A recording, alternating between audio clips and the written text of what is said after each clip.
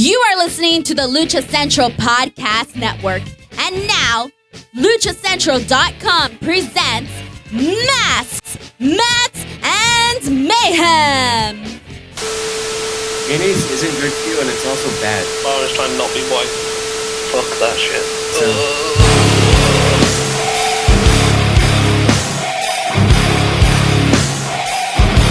Welcome to another edition of Masks, Mats, and Mayhem. I'm your host, the Outlaw LA Red. You can find me on social media at JustinHarvey75. You can find the entire show on social media at MMMShow75. And I am starting hot. I'm fucking pissed.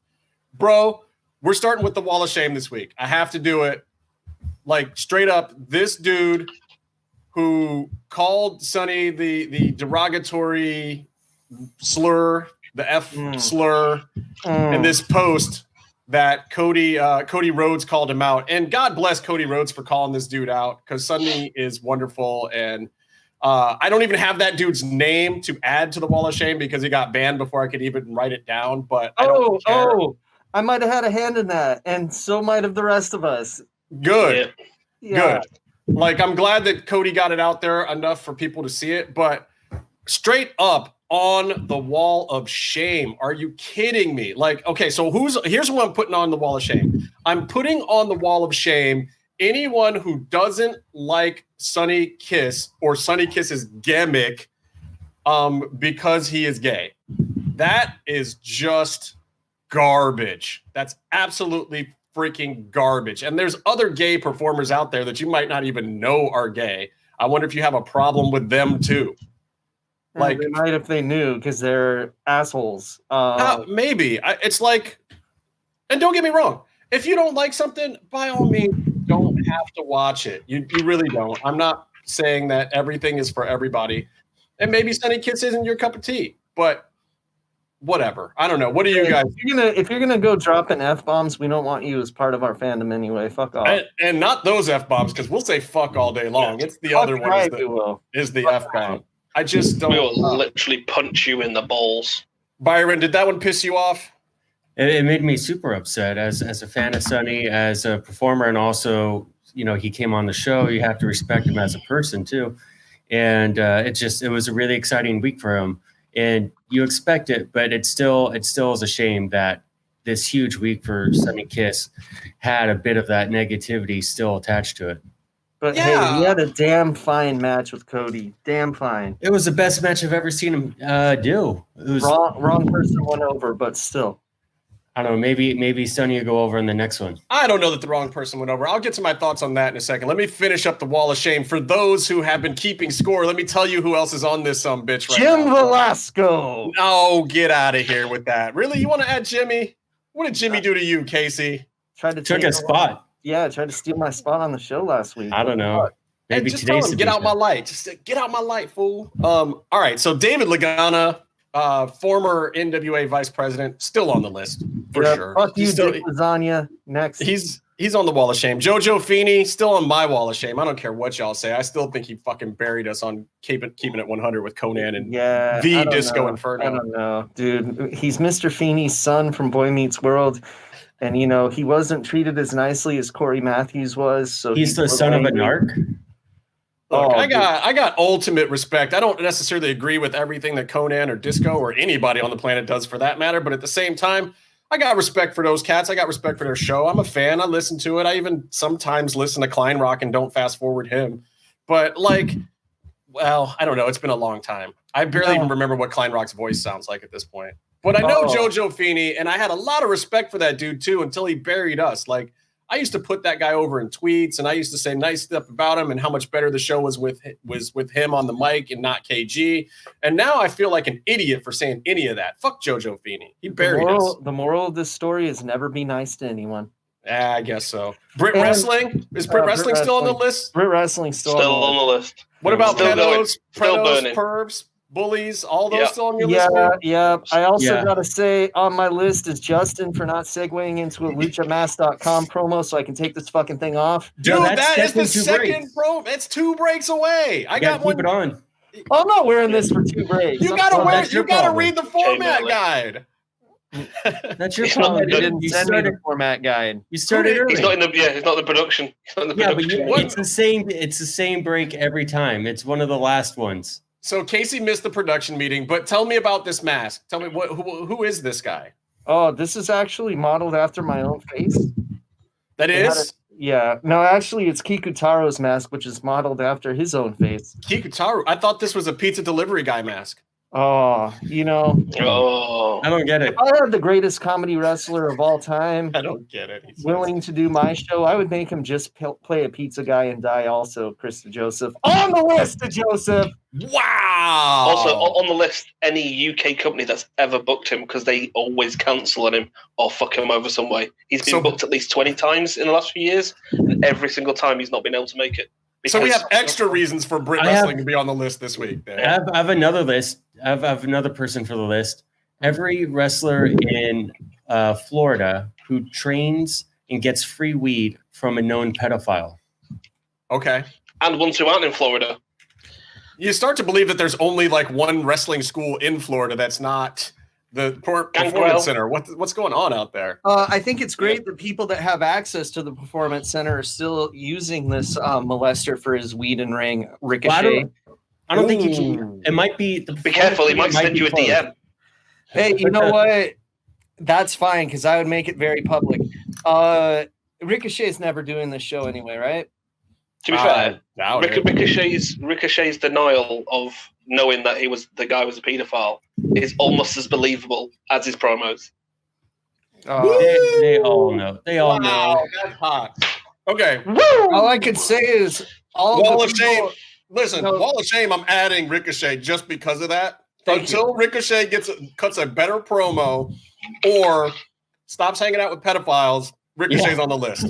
Whichever one he's able to do first. Whichever one, it's fine. I'll find totally it- take him off the list next week if we find out that he like totally disavowed that guy for real and didn't put out just another bad statement. And to be fair, Honestly, he's not the only name that is trained there or taught a Oh class yeah, there he's not. recently. He's not. What's What were you saying, interesting Case? though, is that only people that Cero Miedo me in the face are pedophile sympathizers, apparently. I don't make the rules. I don't make the rules. The way it happened. Yep. Meef Sarah Miedo Jew once on the show. He goes to a lot of British wrestling shows. Mm. Yeah, but not in his face. But But you would if you could, which No, I metaphors do don't it to you. transfer. No, see, Meef do would it do to it you. out of love because we both love Pentagon. Yes, the other one in a way. All right, so we've added Ricochet. Who else is on the list? We've added anybody who The Sun. wants to hate on gay wrestlers, gay Yeah. wrestling haters. And just the gay people in general. Oh, I gotta add a guy from this podcast who shit on the 8-man tag match and said that wrestling. We'll get there. We'll get there. I want to add someone. I want It's to a add 5 someone. count. First, Hold on, of let me all. get through the rest of this list, then you guys can add some people. All right. Jeffrey Briggs and JT Wilcox and the guys who think they're going to restart Lucha Underground by filing a trademark for Lucha Underground Wrestling, definitely still on the Wall of Shame. Wilcoxon. Yes, JT Wilcoxon, Jeffrey Briggs, Tessa Blanchard, keeping her on there. I kind of don't care anymore. Well, if we don't care, she's still on there. She hasn't done anything good enough to get off this sumbitch yet, so she's still on there too. And then Casey, here's the question for you. And on our Wall of Fame, these are the good guys in wrestling. Yes. I love these people. These are people I love. Tony Khan. Tony Khan is on the Wall of Fame right now. Coach Tony K. I read a tweet. Someone's tweeting at Jack Evans today saying you guys need to go somewhere else where you can get, treated better, put better on higher on the card, that sort of thing. And he's like, I don't mean to kiss ass, but I'm going to. Tony Khan has paid me for a quarter of the year that I haven't even worked. I'm going to stay here. Correct. It's like he can stay on the list because they might not be. Fulham Yes. ain't won a league. You suck. 8-1. So- So it's steak sauce. Is that what? Going back to the wall of shame side of this, though, is Kevin Kleinrock still on this thing for you, Casey? Like, look, I know the guy never gets over. I know he's a shill. I know he's a mark for himself and every wrestler he's ever touched and breathed on or gone anywhere near.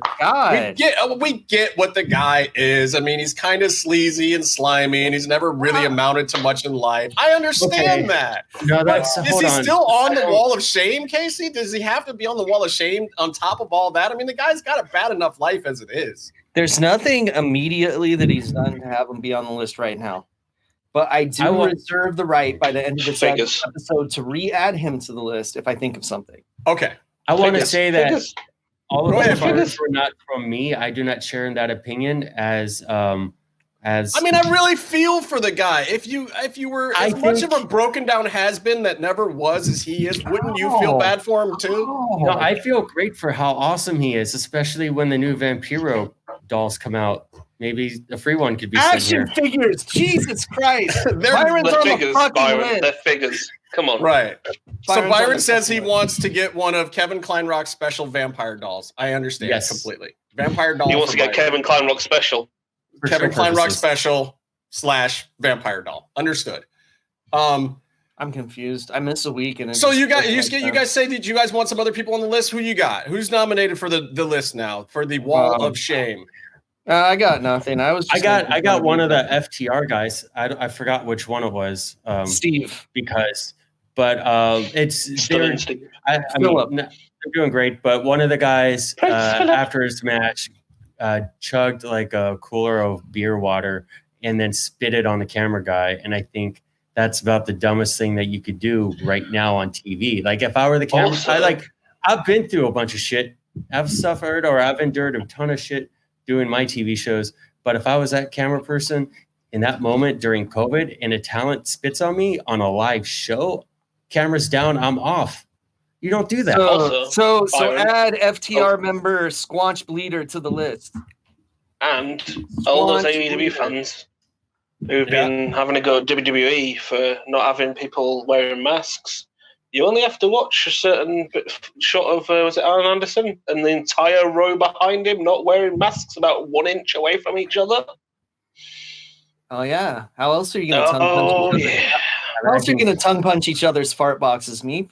Come on. I think the mask thing is a separate issue, and bringing fans in. AEW, Mark. No. I'm just saying bringing fans in masks, I think, is a global wrestling issue. So here's the thing. Here's the thing. In AEW, if they have people back there that are being regularly tested more than once a week, and they're in a certain safety protocol, safety zone, then not wearing masks is medically fully acceptable. Mm-hmm. We know that WWE was not doing that correctly. So them doing it or representing somebody without a mask in the audience is far worse than AEW doing it, who has fairly stringent safety protocols in place for everyone on production crew or talent side, as does the production I am currently doing as well. Like there's other members of my crew that I'm not even allowed to get in within 6 feet of, even though we test 3 times a week. Fucking restraining orders, am I right? I think have to be safe and smart. I think AEW even started doing the blood tests, which are more accurate and there's more also in-depth. That's why Tony wasn't on. There's also SAG guidelines, and I don't know how many of the performers in AEW are considered SAG, but all these wrestling productions should be meeting the SAG guidelines on on-set interaction between talent, because SAG has released a guideline now. It's pretty stringent, but it also allows people to still do productions and make shows of various kinds under the right circumstances. I personally believe, as a person in entertainment who is working right now, believe that all productions should be following the SAG standard. That includes wrestling. And what the fans think about that, I could give a fuck. Fuck them. They don't know. I'm out here dealing with it. I put my ass on the line to make entertainment for people. So do those wrestlers. It's up to all of us people in the industry to police ourselves, come up with standards that we believe in, and follow them. I don't believe WWE has done it successfully yet, and I do believe that AEW has. So that's my 2 cents on it. My 2 cents is, speaking of SAG standards, you know what's sagging right now? All of our balls. And there are hairy balls that are sagging. and they are far below standards. So we still do not have a Manscaped sponsorship.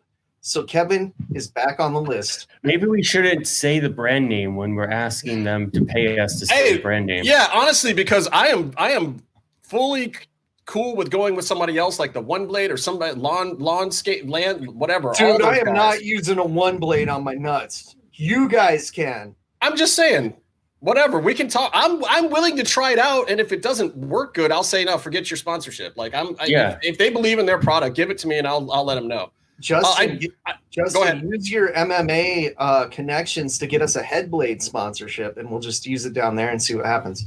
Let's do it. I do want to talk a little more about AEW. You were going to put me on the list for the freaking 8-man thing. That 8-man match was garbage. And we're not talking last week. We're talking 2 weeks ago, people. I know this is old news, but Casey wasn't here last week, and he was beating me up in the DM about the fucking 8-man tag because the only spot that was any good was that top rope Mexican destroyer deal. And look, Penta and Phoenix are great. Love those guys, but come on. Even early in the match, Penta looked lazy. Phoenix looked great. But I feel like your garbage level is all fucked up, and you need me to reinstitute the Professor Casey match of the week so that you can see what true garbage is. Maybe. Because I have some information. I I just learned today that one of the Michael Myerses in Wing was not Doug Gilbert at the time. He was J.T. Smith from the FBI, Old Brown Eyes. What? I didn't know that. So the one that's every day on the show. Yeah, so I'll post a link for the show to retweet of JT Smith wrestling as Michael Myers in a bright red jumpsuit. And then everyone can see what real garbage is. I'm talking Duke the Dumpster Drozy shit here, sons. I love it. Okay, so the Cody Sonny match, we talked about a little bit. The 450 splash, immaculate. That was great. The Cody off his game story, perfect. It's a great way to have a newer talent in there of any kind. It doesn't even have to be Sonny, but it was a great gimmick to have newer talent in a match with a genuine star with a belt. And there were some spots in the match where I felt Cody and Sonny, because they haven't really wrestled each other before, were a little bit off, just like we were talking about with the, Puma and Phoenix match on Lucha Underground from a couple episodes back that we watched. Like, the first time people go like that in a big match, there's blown spots. There was actually, I will admit, like, as much as I love Sonny and Cody both, there were a couple of smaller, not botches, but, not crisp spots that weren't exactly perfect. And I think that it was still great. It was great for where it fell into the show. It was great for what it showcased. It was great to put over a new talent. They've done this in previous weeks too. It's a little bit of the Darby Allin treatment, as I like to call it now, where they gave him a really good rub and shine, and now they can get more out of that character. I mean, it's like for AEW, they have the burden of elevating guys who have already been in the mid card to be at the top of the card. And this is what any promotion that's going to be number 2 to WWE in an overall sense is going to have to do.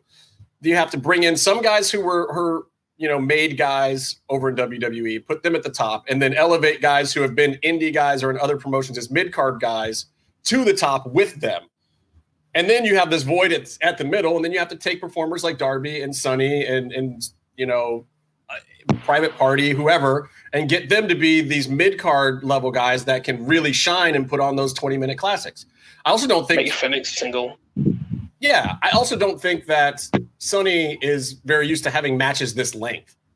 No, because they've been... I also don't know if Cody's very used to having matches this length. Well, yeah. I hope he goes this long with Warhorse when he finally mans up and faces him, which I think is going to happen now. That could be pretty cool, but I do like the idea that he's building an AEW mid-card with this belt, with these matches. I like that more than I like bringing in outsiders just for, to give them a bit of a shine. There's less of an investment there.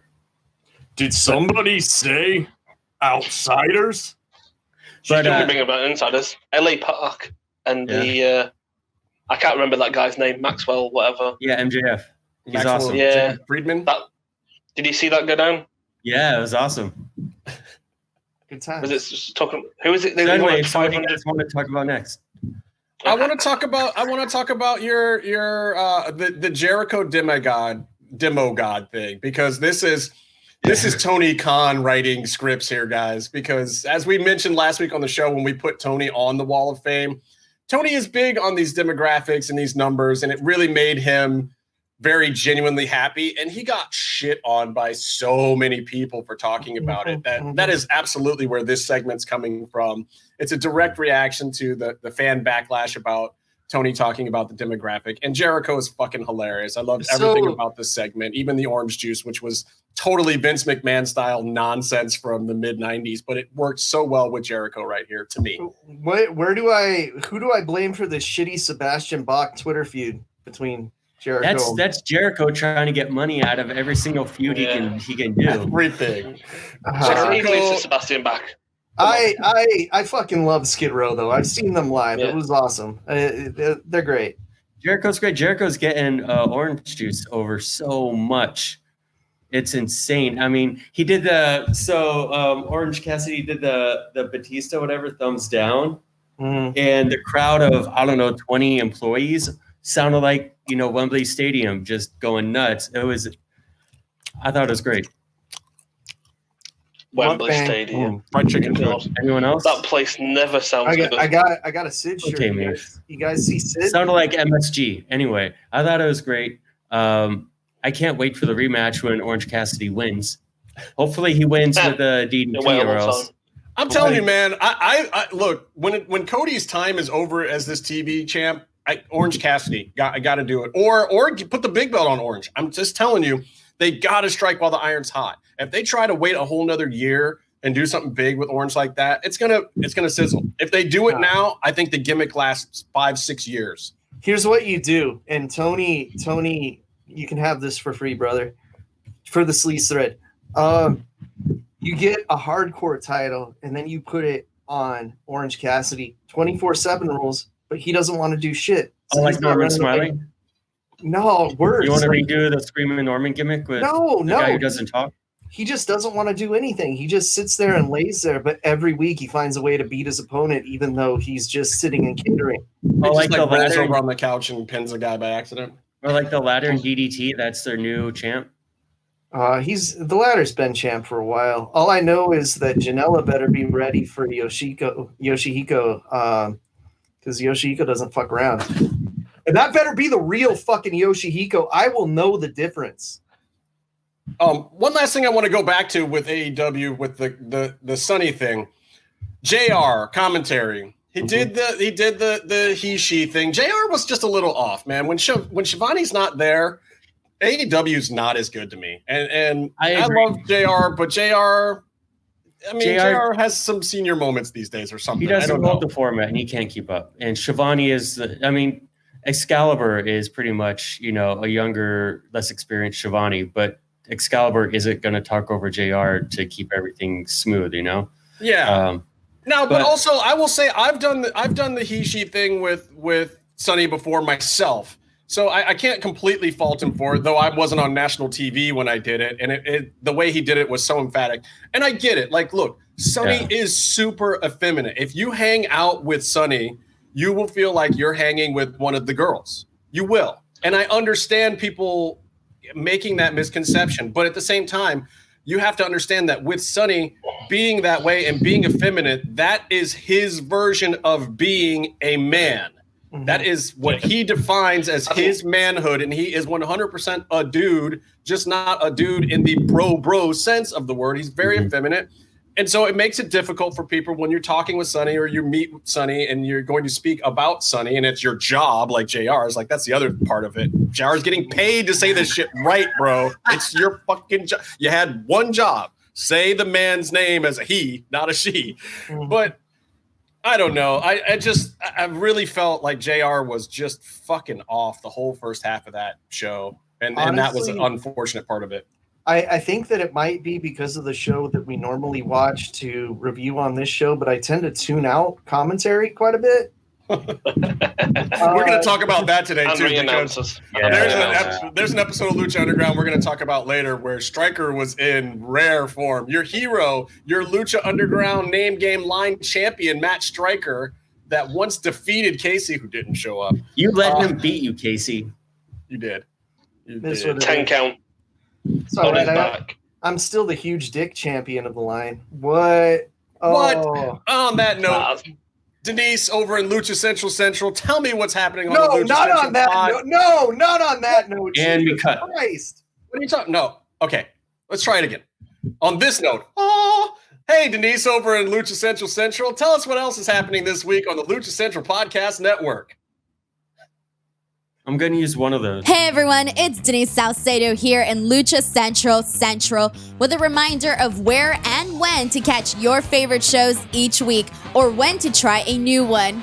Monday, the Business of the Business podcast is back as Master Public President Kevin Kleinrock talks with Headlocked comic writer and creator Michael Kingston about his latest edition, Tales from the Road 2, and working with superstars including Jerry Lawler, Shane Helms, RVD, Pentagon Jr., Taya Valkyrie, and more as the book enters its final week on Kickstarter. Tuesdays, it's the Lucha Underground centered show, Mass, Mats, and Mayhem.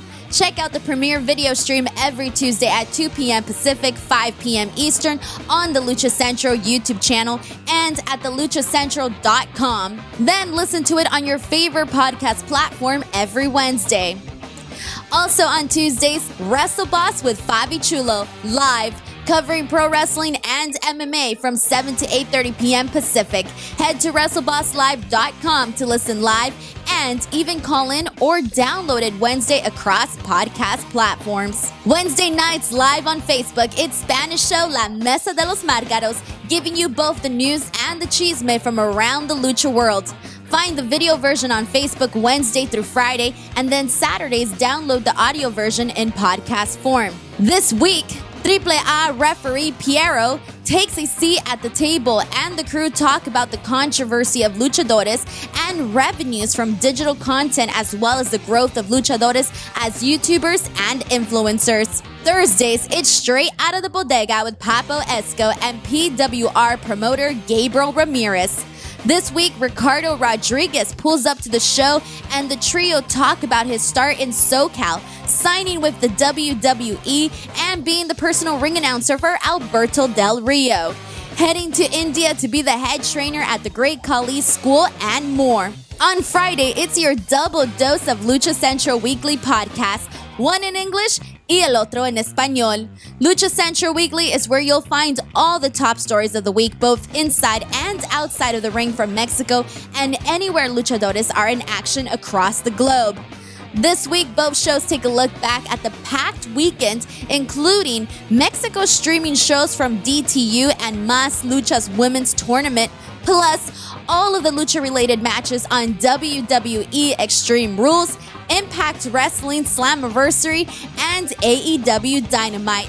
Plus, LC Weekly in Espanol looks at the greatest hair versus hair matches of all time and whose hair may be the most valuable in a match today. Be sure to subscribe and follow all of your favorite Lucha Central Network series on your favorite podcast platforms, and please be sure to give a rating and review to help more fans find the shows that you love. For now, this is Denise Salcedo signing off from Lucha Central. Have a great week. Well, it sounds like there's some great stuff this week on the Lucha Central Podcast Network. Can't wait to listen to all those shows as well as ours. Thank you for joining us and for all the people who have been giving us shout outs and retweets and whatnot. Maybe we'll have Byron read some of those later if we can find them. I apologize that I am moving right along today, but I actually have work to do later today. I got to go scout another location, man. I'm back in production. And look, Meef, Pimpin' ain't easy. I found beige-ish curtains.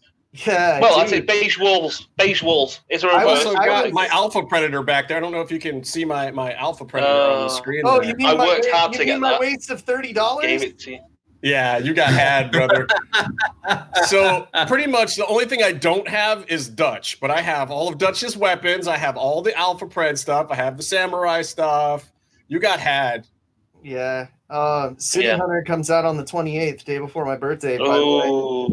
Ooh. Hey, DLC, City Hunter. He's got a different combo stick and little claw thingy.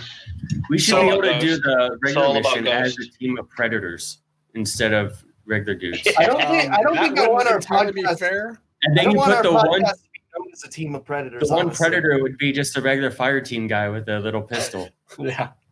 Byron wants to make the game easier. But look, hey, we're playing this game. It's called Predator Hunting Grounds on PS4. And if you want to join in and get knifed by us with no mud, so you see us coming, then please feel free. DM the main MMM show account. Never personally DM Casey. That is not a good idea for your health and safety. DM the main MMM show account. Maybe we'll let you have our logins and you can come play with us if we think you're a decent person and not a pedo. Or just straight up add me on PSN. My PSN name's Lucha Gringo, just like my Twitter. Wow. Same as me. We tried to PSN protect is the same. Casey's kayfabe, and then he just comes out and blows it.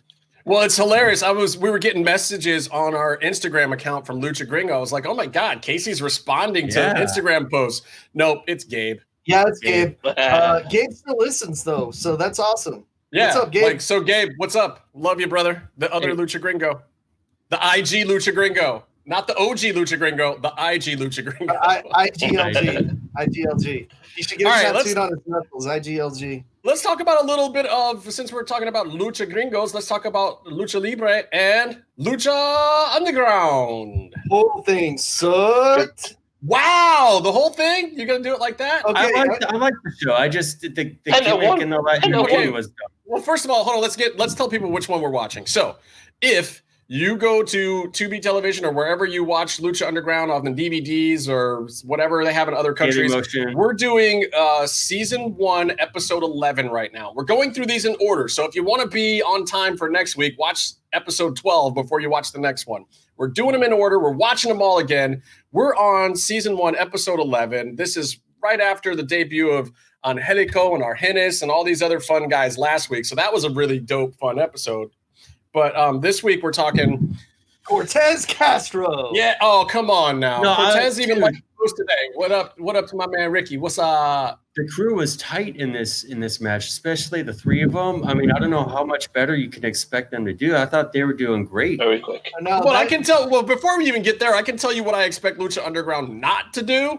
Give me a double recap of Cuerno Drago from last week. What the fuck was the point of that? Oh God, I can't wait until like maybe 5 more episodes in the season when we never have to see recaps again.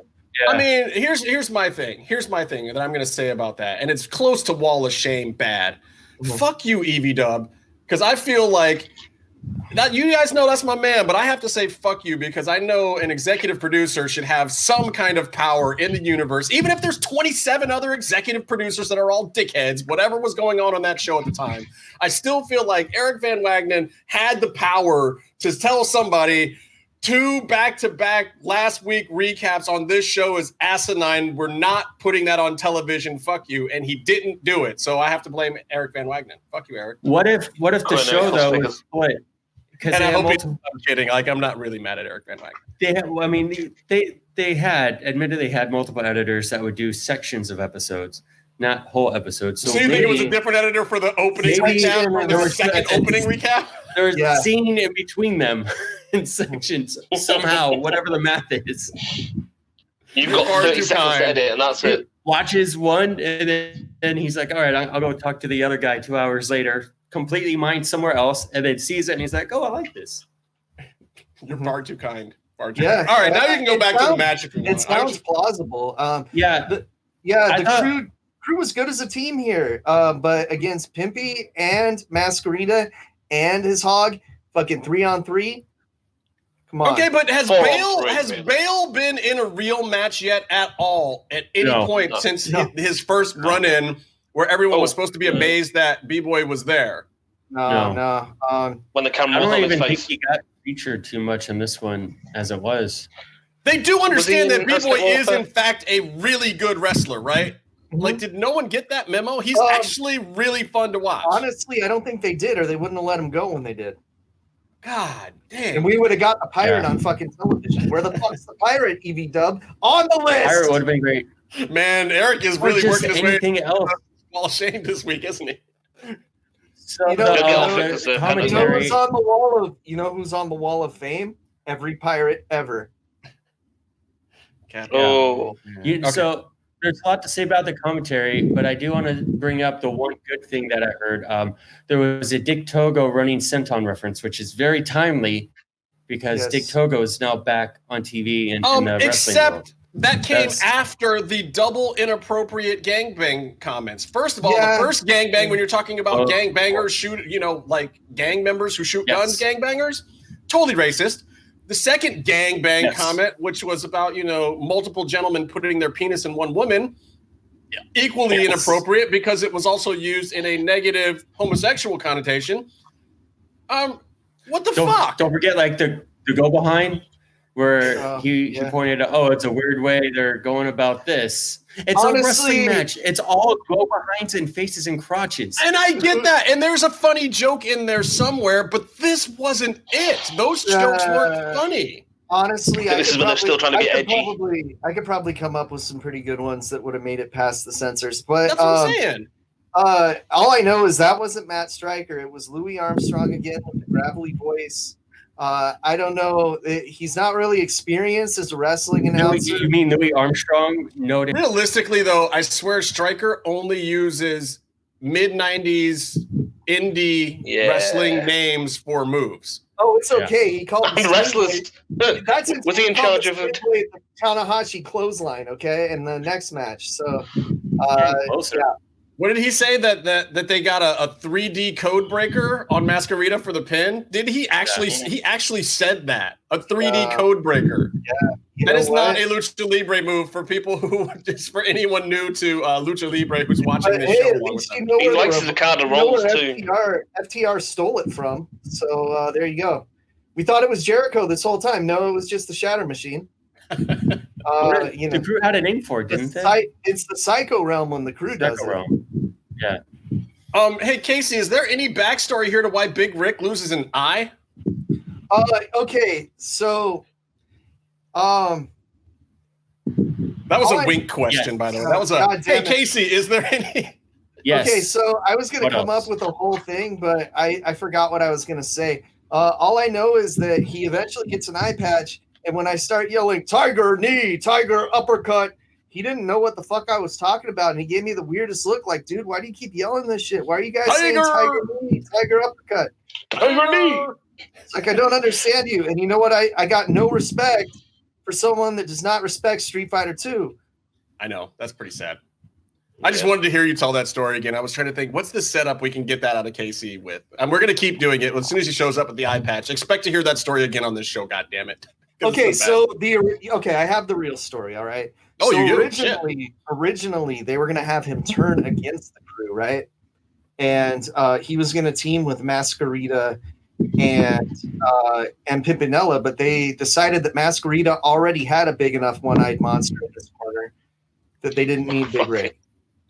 That was so perfectly executed on so many levels, what just happened right now. So Pimpy had a really great match, too. Yeah, I agree. I think honestly, I liked Pimpy a lot in this match. It was still kind of sloppy and loose, but it felt very good. I think these guys protected Pimpy exactly the right way in a Pimpy match. Lots of pesos all around for those guys. Not the greatest match in the world, but at least you got to see a guy lose an eye at the end. What about the what chance? Oh, wow. And I even have that in my notes that Big Rick gets whatted up and loses an eye. This was, you know what else I have in my notes? That it seemed like Vic was the only person there that had any clue what they were watching. Yes. This was one of the worst crowds. Vic and Sonia, they were the only two. And oh my God, can I do a behind the scenes story about those what chants? Were you guys there for that? No, this seemed like the worst. Were you at this one, Casey? This seemed like the worst, most piped in, brought over from Universal Studios fucking audience you could have possibly gotten for an episode of Lucha Underground. They were terrible. I was at a show where somebody was doing the what chants to Dario, and he grabbed the mic and he said, "Don't bring that American bullshit here. This is the fucking temple." And everyone started booing the people that were doing the what chants and telling them to shut the fuck up. It was tremendous. You know, DJ was probably in his ear telling him to say that. I hope somewhere along the lines, we end up with NXT fans turning up at the temple in season. Was it 4 or 3? It was both. Those dickheads. Those were juggalos, man. The juggalos never left. They were always there. Yeah, those were the juggalos just getting rowdy. Yeah, those dudes go to all the California shows. Yeah. You get rowdy at Lucha Underground shows. And the PWG fans who were there also kind of joined in with the Juggalos on a lot of those whoop whoops, but that's where those came from. And it's also time for, K Quick and the dog to get rowdy. Anyway. K Quick reference. I like it. Yeah. So what was the next match, Byron? So, after the Cage. 3D code breaker. This was the only good thing in the show. This was the only good thing. The crew goes into the office. They get paid off by Dario. There's that plot development. And then you have that sit down with Cage. Vampiro goes to overtime and puts him over. I thought it was great. I thought Cage only spoke in cliches. And he did I thought he came off as a very intimidating person, which knowing how affable he is. But it was the story of that interview that worked. It was Vamp, and this is why when they first did the show, you've heard EB Dub and Skip talk about on the show that only certain people were allowed to talk. Cage would never be your first choice of somebody to be your big talker on the show. And believe me, he's not a bad guy at all. He's no Ricochet. He can talk a little bit at least. He speaks English. He's just not like a super promo cutty guy because he's also super affable and friendly. Yeah. So sometimes him trying to be a hard ass comes off. Yeah, sometimes and there's a lot of wrestlers that are like that where it's like if they're not playing a complete babyface character, it's hard to take them seriously cutting a promo. Cage is one of those guys. This works so well. Vamp says all the right shit. Does the button pushing thing where he's actually I don't like your attitude, saying the opposite. Brother. He also you got a shitty attitude, brother, and then he's like, "I'll muscle fuck you to death in the ring if you ever come back." Yeah, whilst looking like a member of Rancid from 2015. Great. It totally worked well. I think it got. I mean, and honestly, I think this is part of when we all started liking Cage. This promo really helped it get over. It did actually serve its purpose. I was a fan of his before Lucha Underground, so I was just stoked to see him. But yeah, dude, some motherfuckers are gonna get. I thought, is he gonna drill claw Vampiro right now? Did I forget that happened? But I gotta say, it all pales comparison to one spot in the next match, which is the greatest thing to probably happen in the history of this show so far. Oh, really? And I want to see if you guys can pick what spot I'm thinking of. This is the KC challenge. Woo! Oh, and I want to say for the record before we go on to that match that when I say Cage is a really, really nice, affable guy, I mean to everybody on the world except his ex-wife. Now, in the next match, I don't know any move that almost injures Sexy Star would be the best spot. Oh wait, no, there was a Sexy Star. No, this is Penta versus Superfly. Oh, okay. I didn't go. I'm sorry. I missed a match in there. No, don't make it get to that without a little bit of. I wanted to rush ahead and skip over Penta and go straight to Sexy and see how Casey felt about that. It's all right. I want to say Jim can have my spot permanently. It's okay. There. Come on. Think of spots in this match. Which one do you think I thought was the coolest? I thought the coolest, and Pentagon doesn't do it anymore, and it's part of my complaints about him not being as athletic in his matches or doing as much. When the opponent, or maybe he doesn't do lucha matches anymore, but when the opponent goes for the handspring off the ropes, and he drop kicks him in the face. He drop kicked him in the stomach, and it was a moonsault attempt off the ropes, and that is the spot. Byron is on the Wall of Fame. Wow, nicely done. There's a couple. But he would nail some people in the face doing that. It always looks great. He doesn't do it anymore. I think he got Phoenix with a really good one where basically Phoenix springboarded and he drop kicked him when he was like vertical. So he just went back against the ropes and he fucking broke his neck. That was the one where he just drilled him in the fucking ribs as hard as he could because, hey, you're my brother. You're not going to complain. There was the flashback to when they were 7 years old and it was just like... What are you going to do? Tell mom? I love this match. Here's the thing I want to say about this. Like, this is the moment where you realize the temple is made for Pentagon. Like, it gets quiet when he does the chops. It gets loud when he needs a pop. It is his room. And Stryker says at one point, Stryker asks what Penta needs to do to really get over to the next level or something. And the answer is one and only one thing is missing from the Pentagon Jr. performance to make him into Lucha Underground's Pentagon. and that's the arm breaking. We've only seen it in vignette at this point. It hasn't come to the ring. Literally, there's only one thing missing from the height of Pentagon's career at this point in time, and that is the arm breaking. Oh, and also there's a behind-the-scenes story that it might have been this episode. It might have been an upcoming one. He's asking for help. They shot one where he directly asked Vampiro to become his master that they cut because they wanted to make it a mystery angle instead. So that happens right around here, actually. I would not be surprised if it was this one. It seems like it led up to that, and they cut that line out. I bet Vic would probably know. Vic would know. I thought it was great, but there's also with the contacts and the makeup and the mask and just the look in his eyes when they do the close up on him in the promo, or when he's just around ringside, face first, like face up front with the camera. That's a magical moment there. That's really like, this guy is a big deal. Yeah, and the match itself I thought was fast and loose and a little sloppy, but it was in the good way. This is the kind of fast and loose way that Lucha Libre should be when the guys are calling the match on the fly, when they're just in there having. This was two Lucha Libre experts having fun, where they were just like in the back, like, look, okay, we need to get to this part of the story at the end. We got the rest. Like, everyone just move. We're just going out there and we're going to do our thing. Nobody was gassing. They did all the right spots at the right time, and they just had fun. But you could tell none of it was pre-planned. They didn't fucking work out an order of anything in the back. They just went out there and they did Lucha Libre. And at this point of the show, I'm getting very concerned because another match starts, and we still haven't got to the last man standing match, and there's only 20 minutes left in the show. Right, which is bad news for any last man standing match because you know it's going to be fucking lame at that point. But he also got to call Chavo a fraud. Yeah, that's true. It's really a way to give Chavo a shout out because I know that they're actually tight. But there's a really, really important match we have to talk about. Oh, the lockup. That's what we have to talk about. Let's jump into the lockup. Oh my God. I was like, oh fuck. Sexy Star, El Mariachi Loco. Is this the best that Sexy Star has ever looked?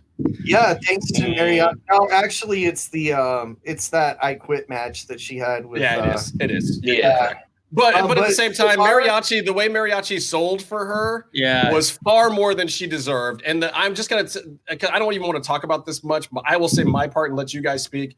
The inside cradle from a Loco missed spot from the top rope is the worst finish in Lucha Underground history, in my opinion. This was the most horrifying. If you're going to show and I'm not sexist at all in saying this, I don't think. If you're going to show a smaller wrestler that is fighting back against the odds, like a woman like Sexy Star is against a normal sized dude who is clearly wrestling his ass off, it can't be she can't go over on one slightly missed spot and a fucking small package cradle. I just honestly, if I shot an ending that shitty, Justin, I would have changed it to a submission win in post. You guys, you know what I'm saying? Why not? They talked about this on the 50 Conan show. I think it was not this week's episode, the week before, because I was listening to him earlier on. And Conan was saying about how at Lucha Underground they did not know how to shoot an agenda match at first. So obviously we know they got better. Yeah. But yeah, he was talking about Sexy Star and how, like, when they put her up against, and it was the unbelievable versus the believable way of doing it. Whereas, and he was saying how in Mexico they know how to do it, whereas in America it's very much the guy doesn't get much offense in, and it's kind of she scampers under his legs kind of thing. Well, which is a lot happens in this match as well. That was this match. This was very WWE in a lot of ways. And Mariachi did great. He didn't even call them out for the rapey Angelico Ivelise match that people complained to DJ about in person because it was too fucked up. Like, if you're going to do it there, don't fucking do this. They got flagged for that, and they reversed course on that almost immediately. Right, and that's interesting because they're still trying to find their way with intergender stuff at this point. I think it gets good eventually, like Cage Taya. There you go. Yeah, that was shit. You have to spot Taya is almost the holy grail of intergender period in any promotion. Right. But you're also looking at that one going, they're both Conan guys, if you know what I mean. But so in this match they did the True. spot, Good point. and New Japan sort of did it as with Maria and the club and the Bullet Club, but they did the spot where Sexy Star in mid match is standing by the ropes and makes kissy faces at Loco, and then Loco's like, "Oh, okay, yeah, I wanna kiss you in the middle of a match," and then he runs at her and she ducks and he flies over. Super contrived, super dumb, and there's places for hokey spots like that, but not in the temple. And the announcers even had Vampiro just couldn't hold it in. He's like, "That guy's so stupid." Was on that actually popped me when I was watching it. There's no other reaction you can have. I mean, yeah, they were just trying all the wrong things, but the performers, at least Loco, I think Sexy Star did all right in this match too, but. So also, she got the finished, baby. As a luchador, she doesn't know any other type of roll-up pins. Your winner, hey, Casey. Sexy Star. Ooh. Oh, yes, yeah, big surprise. Hey, Casey, I have a question. What is an El Inframundo? It's the underworld. it basically means underworld. Yeah, it means. But it's not like hell. No, it's like it's like Greek mythology underworld almost, right? Right, it's like Hades. Not hell, but Hades. Okay. Yeah. Yeah, but she also said something else than Inframundo. I always it's weird because I don't know exactly what the dragon mythology that clearly it's probably Roach is pulling from here, but like this is some underground it's actually from some underground dwelling demon dragon mythology. If you go into Aztec mythology. Okay. Yeah, and they had there was actually a AAA group. We're talking about Drago, by the way, who's announced as being from El Inframundo. They actually had a group called El Inframundo run by AAA Parka for a while too. So it kind of gives you that connotation of like dead shit's involved, spooky, like my pillow right here. I told you I was buying a ghost-shaped pillow to cry into, and you didn't believe me, Justin. But I didn't. But I think you might need it next time you meet me on Predator. Ooh, just saying. With your hotel Wi-Fi. Yeah, you're trying to. Your 156 ping. He might teleport. I hacked the hell out of that, man. No, I'm at 42 milliseconds. I'm okay. I'm all right. Do you have a universal remote so you can hack every hotel TV? No, it was actually I had to go into the hard everybody has to watch him play Predator to make it happen. Oh, nice. Yeah, the whole hotel is watching Justin with his shitty little Predator backpack running around. It's possible. Loosely remembering Aztec mythology, I won't say it is Quetzalcoatl that goes into the underworld to pick up the bones, which is to create human life. It's Tezcatlipoca and Quetzalcoatl, and the two brothers who have to go. But one, I think it's Tezcatlipoca dies down there in the battle with Huitzilopochtli. And isn't something with all of the tribes that they were all connected in the underworld, and they all kind of went off into separate caves, and that's how the tribes kind of split up. It was something like that. Yeah, and then they came out of a tiki twister bar. Yes, and it was really a temple and not a bar. If you just pull around the back, you would have saved yourself a lot of trouble.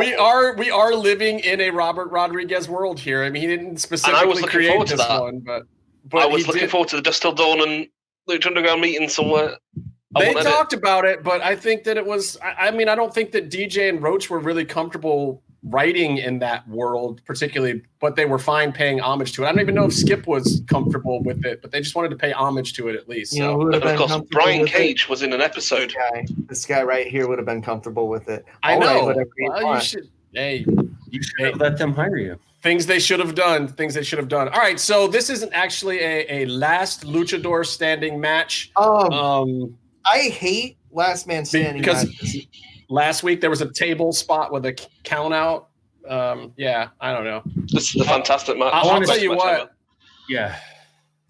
Drago takes the best ring post head bumps I've ever seen. Like the way he was doing the slap on the pole, like I know I'm exposing the business. It was so picture perfect, and it sounded like I can't believe they did 3 of them because the first one should have concussed him because it was so spot on perfect. But I appreciated that, and I liked the rope bondage kinky thing that clearly Chris Roach also wrote. Yeah, sex pervert on the writing team. I did like the Cuerno like actually pretty much unconscious after a big move. Yeah, yes. Like after hitting the back of his head kind of thing, and then when Drago got him into the ring. I was actually worried. I was worried about it the first time I saw this because it looked like brutal, but this time I saw the ref Marty Elias actually go over and check. Let me tell you. I'm pretty sure, by the way. I'm pretty sure, by the way, at the very beginning of this match, Marty forgot it was the last Luchador Standing match because the first time he started counting was way late. And you actually see him 10 go. seconds. And he starts to count like at 4. Let me tell you something. I think he totally spaced it. It was great. I think he did it the finish as well because you're not supposed to touch your opponent when you're counting for a last man standing match. So that whole finish didn't count. And also, he didn't touch the mat, did he? Marty Elias is on the list. He wasn't on the mat. Drago is not technically. His back never hit the mat at any point when that turn. So he's not technically down. No. So if he went down and then got up a little bit, and they kept him like in a position of not getting to his feet, then yes. But I he did never think it touch was. the mat for the to begin. Okay, maybe the execution was poor, but I think the writing of the idea of who says in this. This match, you can't just literally tie a guy down so he can't get up. It was the most ingenious booking of a last man standing finish to me. DJ written all over it. Clearly, Justin, I loved it. The best last man standing finish ever, by the way, was when Kane and Jericho were feuding over coffee. You guys remember, like Jericho bumped into him and spilled the coffee on him? And so Jericho dumps the whole set of like the oil drums on top of Kane, and he was pinned under, but he could get his hand out like a zombie, but he still couldn't get up. So he won. That was the best last man standing finish. Oh, what about when they put an announce table on Big Show? Yeah, a whole announce table. It took a whole set for Kane, but Big Show just a table. I like that. And Buried Alive matches just last man standing. Drago has cool DDTs, by the way. He's doing the running blockbuster, but he hasn't done that running blockbuster DDT yet. But the Okada DDT he did outside the ring was pretty cool. Mm-hmm. Oh no, off the ropes at the beginning. Let's just drop all the Japanese names, Matt. That's what I'm doing. Oh yeah, if you didn't have enough of mid '90s indie striker, we had a bubble bomb and a flipping blockbuster in this match. Yeah. Those were two actual calls in a Lucha Libre match. I just want to put that out there for the record. Yeah. Everyone shits on Pentagon Jr, but there was a blockbuster and a bubble bomb, which is not even a bubble. I can't even. It's a shame that Buff Bagwell has a lasting impact on the wrestling industry, isn't it? Hey, when I think Lucha Libre, I think Bubba Ray Dudley. Yep, so do I. And then, I mean, I'm a huge Bubba Mark, but I don't hate on Stryker at all either. I am actually highly entertained by Stryker. I just think it's absolutely hysterical at this point of Lucha Underground how much he uses like mid '90s XPW, ECW terminology for Lucha Libre matches. It's a very odd juxtaposition for my brain, especially since I'm a huge ECW mark. Wait until someone puts on a sharpshooter and he calls it the Scotty Anton clap. Okay. What was the original name for the Thrill of the Hunt? What did he call the Thrill of the Hunt to begin with? Thrill of the Hunt. Was it a mission? Did he say Michinoku Driver? Yeah. He called it a New Japan name. Hey, Meef. It could have been a Hoovy Driver. It could have been a Hoovy Driver. You know who really invented that move, Meef? Oh. Mm-hmm.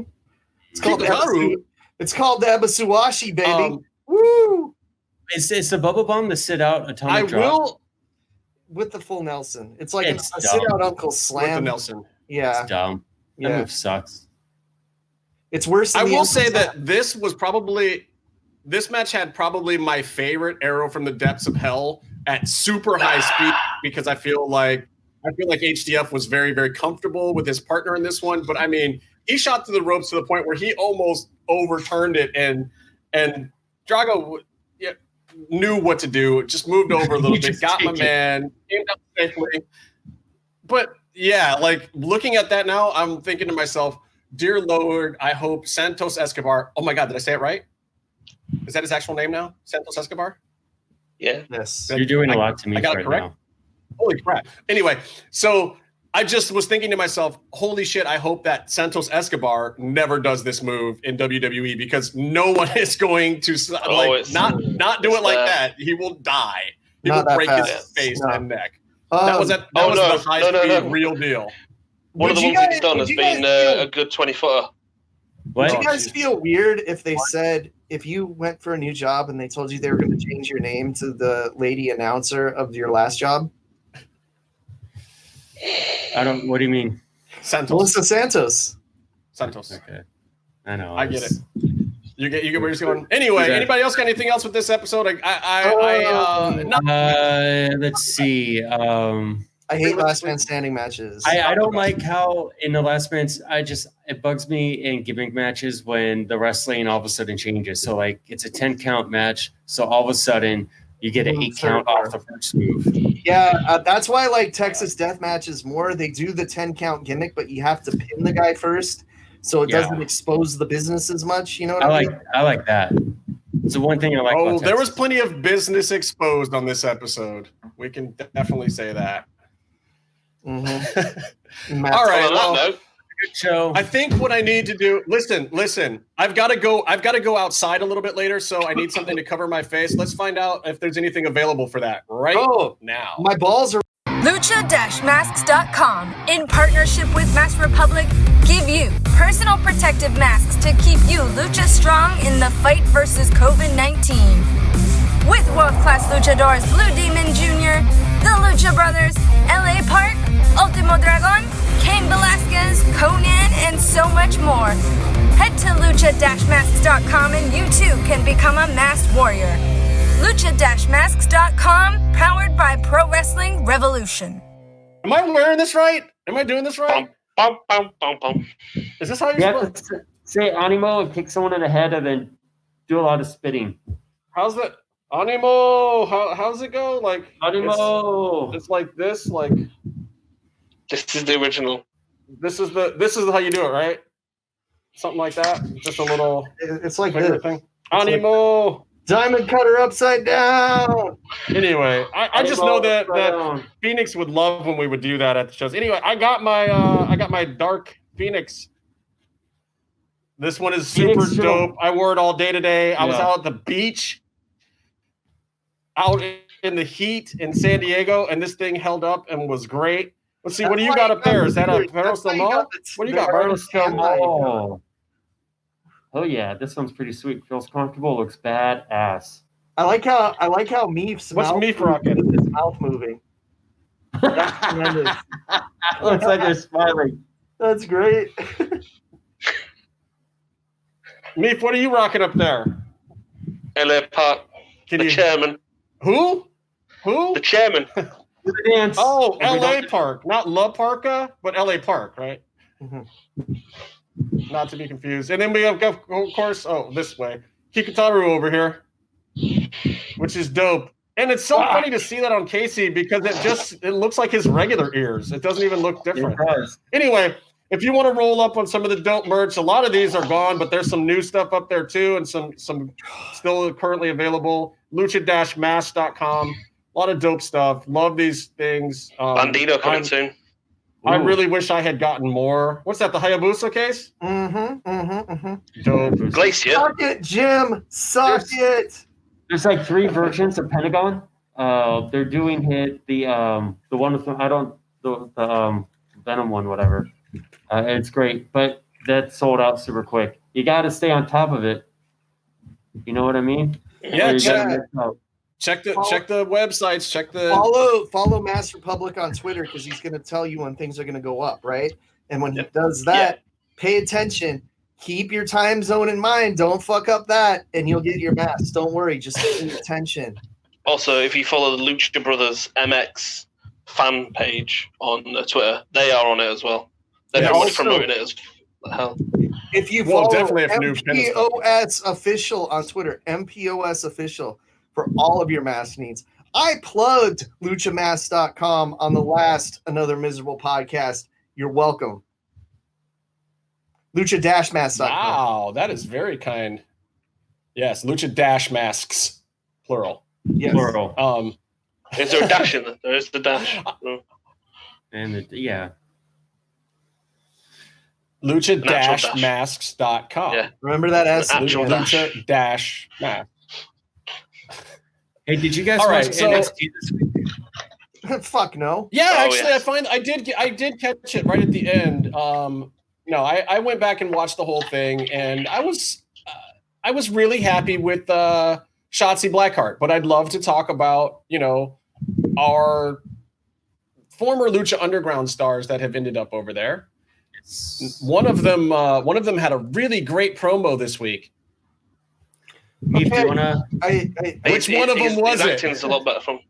His It was acting's amazing. Swerve. It was Swerve, right? Was He it had Swerve? no. Fuck, man. I just got to say, like, I'm going to start calling this segment What?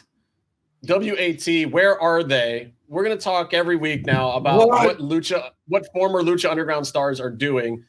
There's a couple of big successes this week, and there's a couple of fails and people that we're not seeing. I'm still mad about Angelico and Jack. We don't see these guys enough.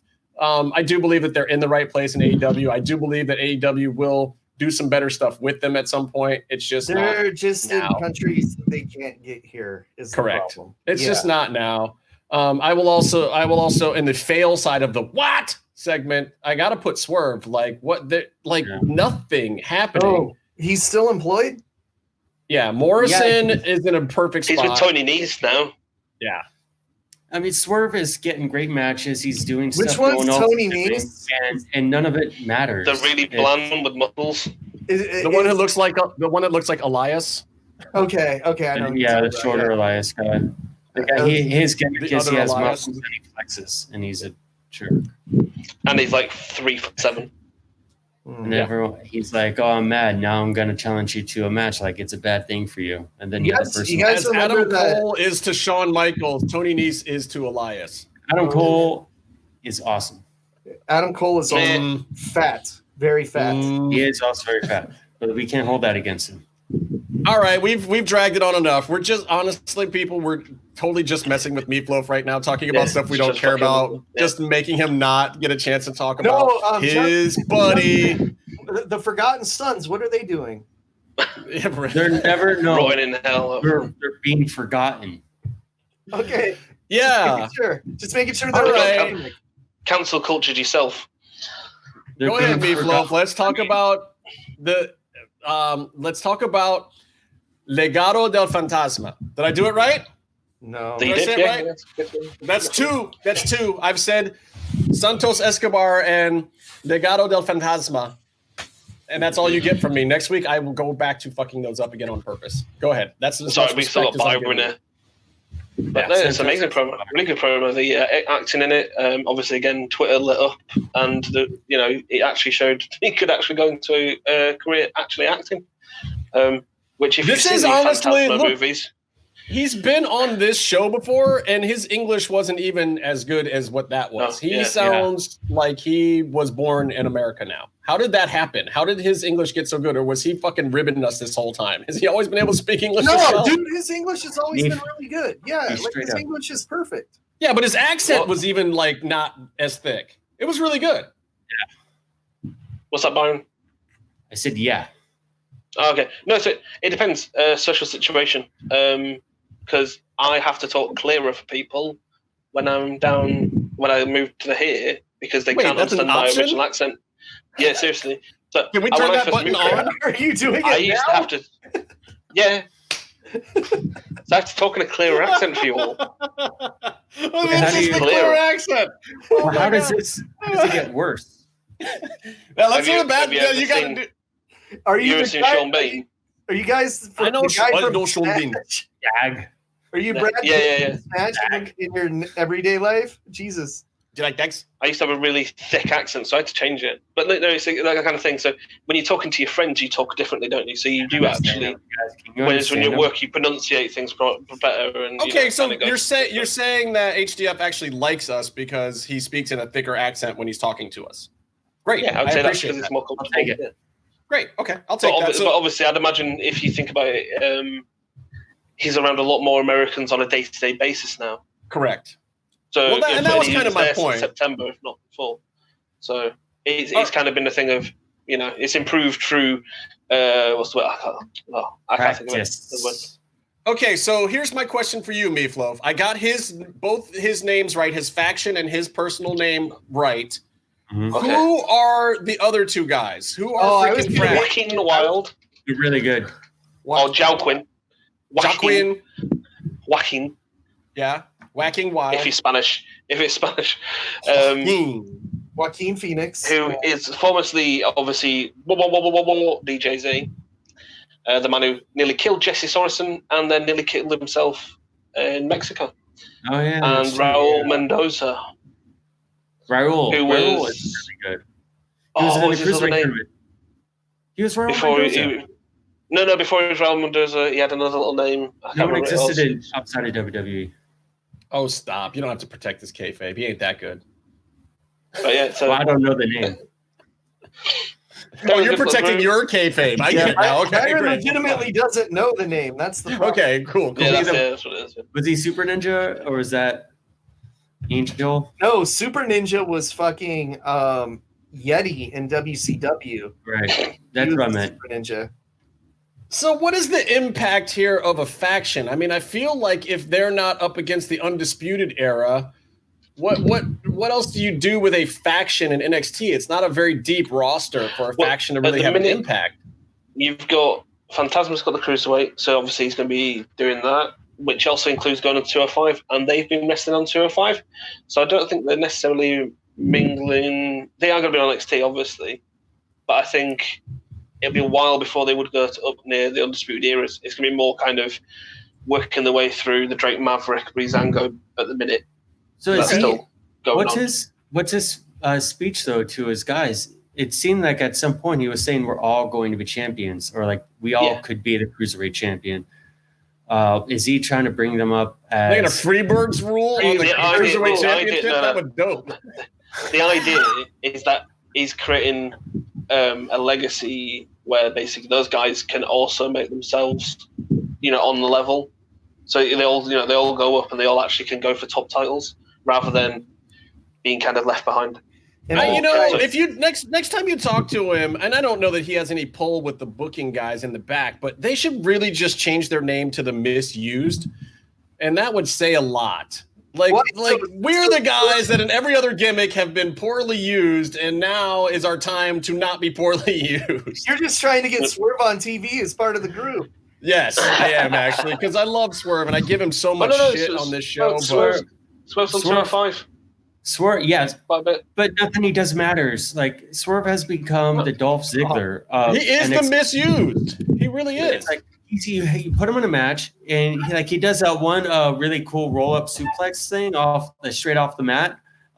He's doing everything. He's a good wrestler, and he's like creative. So you're gonna see stuff that he makes look easy that no one else does. We need to paint a glass. But he's not going to win a match that matters, and you know what I mean. Like he's Dolph Ziggler. It's Just there to make up the numbers. If someone wants a good match, they'll put in Swerve. He'll look cool for a minute, and then the other guy will They go gave over. him a win over Phantasma in the tournament. Yeah, That's, he's had moments. He's been used, but he hasn't been used well. But Anyway, that was also think- that was tournament booking more than individual booking.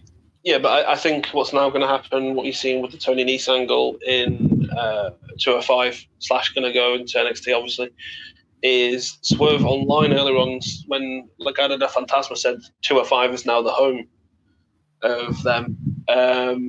He said he's beaten them all, which he has. So, that could be them putting on some good matches at least. They can't go after the Undisputed Era because no cruiserweight is going to be defending a title against fat ass Adam Cole. That's for sure. Yeah, you would have the weight limit. So he's not 205. Two other pieces of what news that I want to talk about. What? Where are they from? Lucha Underground. What? Let's talk Kevin Cross. Look, I know you guys are probably sick of us talking Kevin Cross. He is a homie. He is a friend of the show. He's been on the show a gabillion times. I am still worried that he's been getting cooled in the back for some reason. I mean, one thing I got to ask is who the fuck is Kevin Cross? I'm sorry. I meant Killer Cross. No. Carrion to you. So. Oh, not Killer Cross. I meant the Devil of Monterey. That's what I meant. The Carrion. European Crow. I meant the guy with the briefcase that deserves a title match, Cross. Not him either. Time to cash in that money in the bank. Time to cash in Cross. That would be a great name for him. So carry in Time to cash in Cross. With a K. First of all, with a K. Time to cash in with a K. Cash. He non-stop attitude. He speaks a few other languages, and speaking of guys who don't always speak English, that was, I believe, Croatian. That he spoke directly to Dijak to put him on notice, which I loved. Talk about sending some chills. I don't know that they're using Cross the way I really want to see him get used at this point. Like, I don't know who's Dijak. It's Dijakovic. Whatever. Jesus Christ, Justin. Whatever. I like what they're doing, because I like the idea that I know it's not going straight after the title. Isn't it though? Because Scarlett still came out. Maybe that was worse. Yeah, but Scarlett came out and put it in Keith's face, so maybe he. It's all about time. What? No, it's always about time, because your time is always coming up. Yeah. It doesn't matter when, or where, or how, but time will get you. So that's what it's about. So he's putting everybody on this and putting everybody. But is that a WWE cop-out to use his gimmick to make him just always be threatening and never be actually in the mix? Okay. I still like the fact he's taking people out. I know what it is. Working his way through it. Okay. What is Cross's symbol in WWE? 12. But it's on a clock, right? X12. Yeah, it's a time glass and a 2. Making a Roman 12. Who else carried a clock to the ring that everyone was just afraid was around? Flavor Flav. The Boogeyman. Oh wow! I saw the Boogeyman on and Cross used to have a staff, and he chased all the little kids in the audience at intermission. He's just not allowed to show it on TV. You know what I'm saying? Whoa! Hey now. So anyway, I liked that bit. I liked both Scarlett's bit and his bit. I still really question whether or not he got cooled. You're killing me with the phrasing, Justin. You are killing me with the phrasing. It's intentional, Casey. This show would not be fun to listen to if there weren't little secret double entendres scattered throughout the entire program. I write these things the night before. You know that, right? Meef, hit me in the DM and tell me what just happened. Oh my God, Byron is so oblivious. Oh, God. Anyway. I really like Scarlett's bits. I think that. Sorry, Casey is just nodding in approval.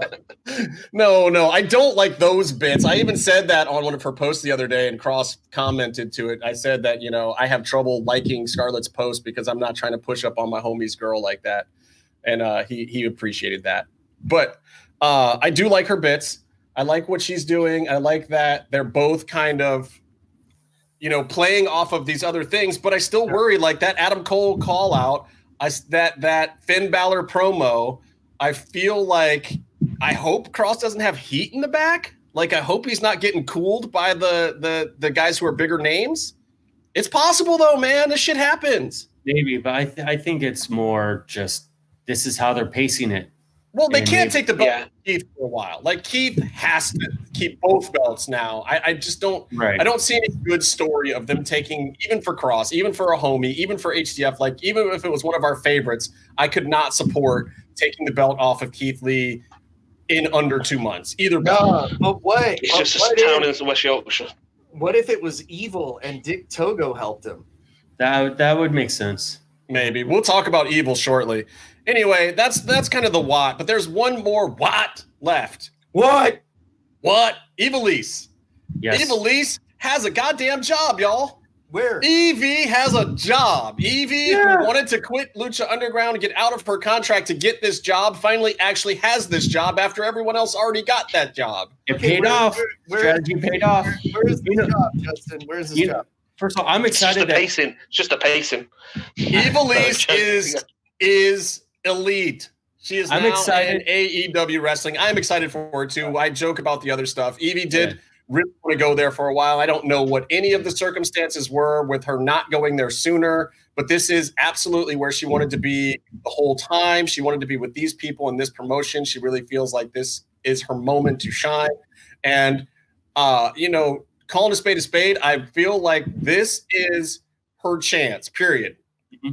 She'll get more chances if she succeeds here, but she's got to do well in the locker room. She's got to do well in matches. She's got to do well with promos. She's got to do well keeping the back happy. She's got to do well keeping the front happy. Like and I think she has every ability to do it, but this is it. This is her shot.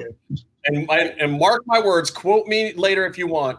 If Evie doesn't shine in her first 3 Dynamite matches that are televised nationally, it could be the end of the line for her. If she goes out there and she shines in these first 3 matches that she gets on national TV, and she's keeping everyone in the back happy, you're going to see Evil. She's going to be very, very successful. I'm going to call a spade and say that they've had way shittier female wrestlers have way shittier matches than Ivelise probably ever will that are still on the roster. I agree with that, but here's the realistic story. Here's the realistic story. Ivelise has some friends, and then she has some haters. She really does, and that's just the honest to God truth. It gives her huge anxiety. It's not cool. She's a decent person, but at the same time, she does get heat in the back sometimes from people. It's nothing major. It's absolutely overcomable, but she has to do it right now. She has to show in the ring that she's not just a great performer, because she is. We talked about it the other day. She can cut promos. She has some of the WWE skill set. She has the years. She knows the drill. She should be a complete veteran right now, but she's still a little green because of missed opportunities from her health or injuries and whatnot. She has she's had a few little dust ups in the back with certain individuals that I won't get into. That's her personal business, but I am kind of saying that, like, look, that exists, and that's for a lot of wrestlers, and plenty of them have overcome it. Man, nothing lasts forever in wrestling if you can outshine it the next moment that you get. But this is that next moment. She absolutely has to get in there and prove the worth and mettle that I think she's had this whole time. This is it. Like, everything with Lucha Underground didn't grow great. She had some opportunities. She had some chances. She got a rub here and there, but it needs to really, she's got to build the momentum and keep it going this time. She just has let's to. just put that out there as well. Again, to reiterate a point we've said several times throughout the years, she was going to be that champion that Sexy Star was. That was her spot. Yeah. But her injuries, and I'm touching wood as much as I can. That's not a penis joke, Casey. I've got actual chair in front of me. That she doesn't get injured, because she does deserve to show her talents, and unfortunately, it's been cruel to her. Fate has been cruel to her.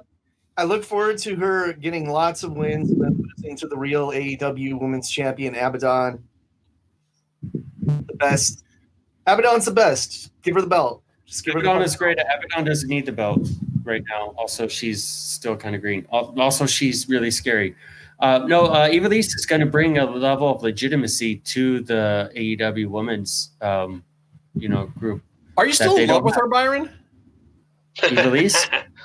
Yeah, I was just asking. I mean, it's just a question. Here's what happened. We were in the VIP, and I go, "Hey, Rob, look at that TV." That's Rob is really in vanilla. Good. Rob is in Vanilla Ice. Yes. That's who you're talking about when you say Rob. Yeah, if you're gonna name drop, do it right. Jesus Christ! It was one of her matches. I'm like, that's Ivelise. She kicks ass, and then that's what happened. Well, so you told Rob that Ivelise kicks ass, and then what's the rest of the story? How does everybody at Lucha Underground believe that you are desperately in love with Ivelise? Was there an incident in the back that may have exposed this fact that you are desperately in love with Ivelise? What's that, Casey? I'm just curious what Casey's. I think Rob blew up his spot a little bit as well. Did he? Did that happen? What happened, Byron? I don't know this story. What happened? I don't remember, because I have to go back to work soon. So, you have to go back to work with Rob or someone else, or by work you mean you sending Ivelise letters or something? I don't know. With the letters cut out of newspapers and shit. Professional stalker. It is creepy. A position. It's creepy. This is how we want this to go. No, how we want it to go is that basically Vanilla Ice told the entire Lucha Underground locker room, right in front of Ivelise, that Byron was in love with her. So that's the long and short of the story. It's nothing complicated. No, Byron, what did you do? Did you say no? Not at all. But he said, "Ew, I don't like girls." The main point of this entire story is that Casey was the person who organized for Vanilla Ice to go there. Yeah, I've been Casey had nothing to do with it, but he was the one that DJ thanked. Yeah, it was weird. Also, Byron, you should have. Highly entertaining. For me. When Rob did that, you should have said "gross" and then turned around and walked away, and it would have been the best answer ever. Or the only acceptable answers are "gross" or "ew, cooties." That's it. That's all you could have gotten away with. No, my only or the Toru Yano shrug. That's the other one. Yeah, I could have done that. Though what I was banking on was the fact that everyone only cared about Vanilla Ice. So when he's like anything about some other guy, everyone's just like, all right, whatever. So anyway, can I get a picture with you? Mm-hmm. So. Right. Well, but this was your first experience with the Lucha Underground locker room in the locker room, right? This was first time I went in the locker room. Yeah. Yeah. First time you went in the locker room, you got ribbed by Vanilla Ice at Lucha Underground. Is what we're saying. That's the moral of the story. Okay, that's solid. I like that. Nothing says getting bitched out like being ribbed by a non-wrestler. He wrestled. He wrestled more than me. Oh shit! Yeah, you're right. He's actually been in the Lucha Underground ring. Yeah, but he's wrestled for JCW. So yeah. All right, we got to take another quick break. We'll be right back after this. Talk a little bit more. If you're listening to this and you haven't visited luchacentral.com, it's time to do it. LuchaCentral.com is the online home for Lucha Libre, where you can get all of the top news in English and in Spanish. Find the best curated video content and original content not seen anywhere else. Find when Lucha Libre events would be happening in your area. Find photo galleries from top photographers covering Lucha Libre around the world. From weekly polls to annual awards. Seen and read by top executives in all of the major Lucha Libre promotions across the globe. And on top of that, it's free. LuchaCentral.com, your centralized place for all things Lucha Libre. Hey, so Casey, what is a Dick Togo? Okay, first of all, I'm just curious. Is that like Togo's the sub, or is that like Dick to go? Like you can take it with you, like a dick in a box? Yeah, that's the joke that Conrad Thompson tells every time he comes up. Let me tell you something. Dick Togo's a fucking legend, first of all. Okay, agreed. He started off in Michinoku Pros, a member of Kaientai. His name was Sato first, but then he changed it to Dick Togo. He went to the WWF. He was part of Kaientai there. He was the dude wearing all the sick Iron Maiden shirts. Yep, I remember. And senton bombing motherfuckers like they owed him money. And he was the best member. Like if I had to pick a best member of Kaientai, Dick Togo, far and above. I mean, isn't it true that even JBL liked him? Taka. Even JBL. Well, JBL liked Taka too. He taught him to say "you're one crazy son of a bitch" in English. Well, I mean, you gotta know that you're over if you're a foreigner and not 6 feet tall, and JBL likes you. That's a good start. Dick Togo was the shit, okay, and he kind of semi-retired for a while, but he kept touring. But then he would disappear for long stretches. But then every time he pops up, it's like, what the fuck? Dick Togo's here. He popped up in fucking Bolivia for a while, and he was wrestling there. No one knew what the fuck was going on. Now, Evil decides to join the Bullet Club, and it turns out Dick Togo's been Bushi this whole time. It's fucking I can't believe it. I can't believe Casey stole my Twitter joke. I know, I did. But it reminded me of Halloween Havoc 97. Oh, not Halloween Havoc. World War III 97 when Sting comes from the rafters and it's Kevin Nash, and people actually believed it was Sting. All, the best one was when Cyclope was really Dean Malenko the whole time, and also when DDP was Laparca the whole time. I don't remember Laparca being 6 foot with blue eyes, but anyways, here's your match. Yeah, that suit was a little stretchy, you know. But in all the wrong places. Yeah. But it is pretty. It's a pretty big indictment to see Evil go to Bullet Club and then bring in Dick Togo, because Bullet Club has two. They have one world champ or IWGP champ already with Switchblade, and then they also have Kenta, who also should be in that talk as well. If Kenta can't get there for a while, though, that's the thing. Like, I understand that's the whole point of this, right? They have to do something because they can't just import people from Ireland or America or Canada like they would normally do in this particular spot. So, and I know some people are like, Kenta's Japanese, but he lives in Florida. Yeah, because his kids, isn't it? He wants them to have English speaking education. Still at the NXT condo because they have that one sweet pool that you'll see in the promos down there. Oh yeah, not Zack Ryder's pool, but man, no, but they should have Switchblade. Jay White should still be able to go because is he? New Zealand doesn't have COVID anymore. Yeah, Where's he live? But we They haven't ain't letting people in and out. But they, we haven't yeah. seen Switchblade or Fale yet, right? Or El Fantasma.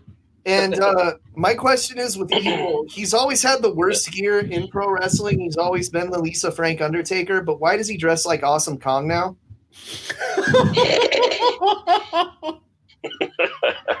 I'm sorry, you caught me completely off guard with that one. I was not expecting that.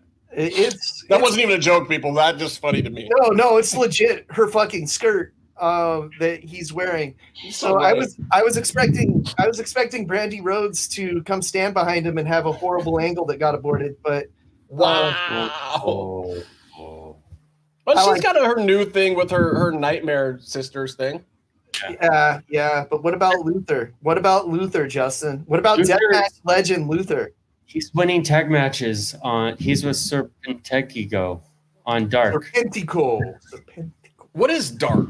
Did Ivelise wrestle on Dark this week? No. Somebody said that she was supposed to. She was in the crowd on Dynamite. She was not on Dark, but Dynamite was on Dark. And Faye Jackson's been in the crowd. Where's her match, motherfucker? The thing is, and I've seen a few female wrestlers from the Florida Indies I would go to when I was working on Vanilla Ice Project. One of them was MJ Jenkins. She was their champ, and she was in NXT for a while. Didn't do anything, but she was on Impact for a minute. I pretty much think anyone who's a wrestler, who's a female wrestler in Florida, is going to get some type of spot in AEW because they need talent. They need at least jobs. I just want to point out that Byron called Dynamite Impact just then, so we know his real feelings on MJ Jenkins was in TNA Impact. She was a knockout for a minute. Oh, okay. I thought that was a Freudian slip. No. By the time this airs, I'd love to actually be talking about Impact right now, but we're taping this on Saturday. You're going to hear this on Tuesday, and in about 2 hours, we're going to know if some good brothers have shown up and done some fun things. They said they're going to.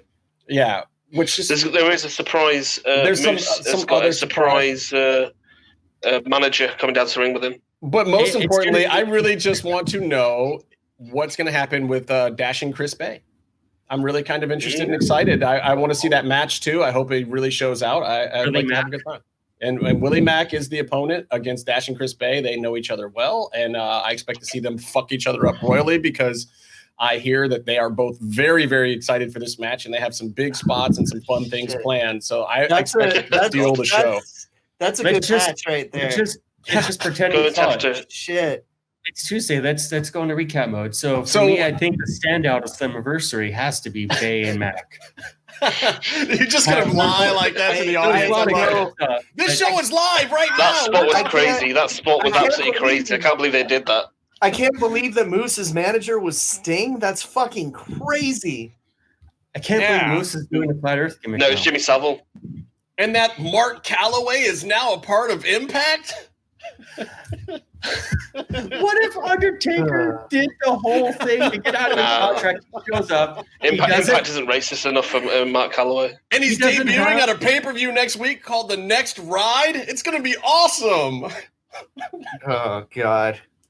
Well, I mean, that's the way that Impact talks about these things. They talk about it like it's going to be that, which cracks me up. And actually, I've been liking Impact recently. I mean, again, you know, we don't talk about it a ton. There's not a ton of former Lucha Underground people there right now besides Willie. Who else is there? And besides, we find Impact. Oh, Taya. Taya's there, though. Taya's been killing it.